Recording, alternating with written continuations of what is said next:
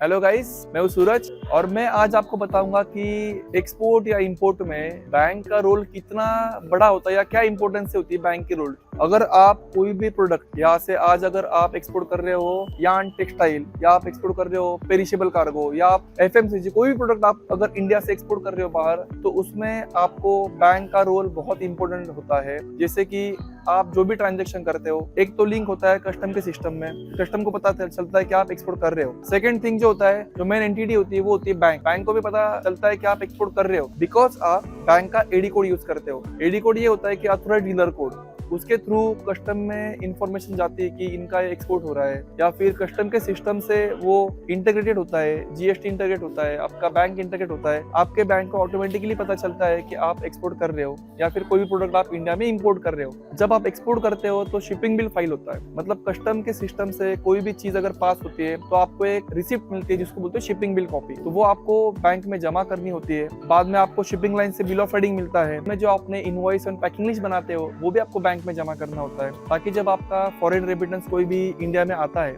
जैसे आपने यूएसडी में एक्सपोर्ट किया है या फिर यूएडी में एक्सपोर्ट किया या फिर यूरो में एक्सपोर्ट किया है या फिर दिरहम में एक्सपोर्ट किया है, जो भी करेंसी आप यूज कर रहे हो, या फिर इनफैक्ट आईएनआर में एक्सपोर्ट किया है, तो जो करेंसी आपके बैंक में आएगी एज ए इनवर्ड रेमिटेंस, तो वो आपको bank without shipping bill copy, without invoice and packing list, या फिर आप समझ लो विदाउट बीएल, ये 3 डॉक्यूमेंट सबसे इंपॉर्टेंट होते हैं। इसके बगैर आपको बैंक आपका पैसा नहीं देगी, क्योंकि ये जो सिस्टम होते हैं, आइसगेट सिस्टम, कस्टम का सिस्टम और बैंक, ये ऑटो कनेक्टेड होते हैं। जैसे एक्सपोर्ट होगा उसमें ऑटोमेटिकली बैंक को भी इंफॉर्मेशन मिलती है। तो आप ये नहीं बोल सकते कि मैंने एक्सपोर्ट कर दिया है फिर मैं पैसा, जैसे कि कोई सोचता है कि मैं यूरोप अगर मैं लंदन एक्सपोर्ट कर रहा हूँ, लंदन में जो पैसा मुझे मिला है तो मैं वही जाके वही खर्चा कर लूंगा, वैसा नहीं होता है। आपको बैंक का बीआरसी होता है, बैंक रेमिटेंस सर्टिफिकेट, वो आपको लेना पड़ता है बैंक से। जब आप पेमेंट आपका आएगा, अपने सपोर्टिंग डॉक्यूमेंट आपको बैंक को दिखाने पड़ेंगे कि मैंने ये डॉक्यूमेंट है, इसके अगेंस्ट मैंने एक्सपोर्ट किया है और ये पैसा मुझे मिला है, तब जाके बैंक आपको पैसा देगी। वो ये होती प्रोसेस। और आपको और भी जानने इसके बारे में प्रैक्टिकली डॉक्यूमेंट कैसे होते हैं, बीआरसी कैसी होती है बैंक की, या इनवॉइस कैसे होता है, पैकिंग लिस्ट कैसे बनाई जाती है,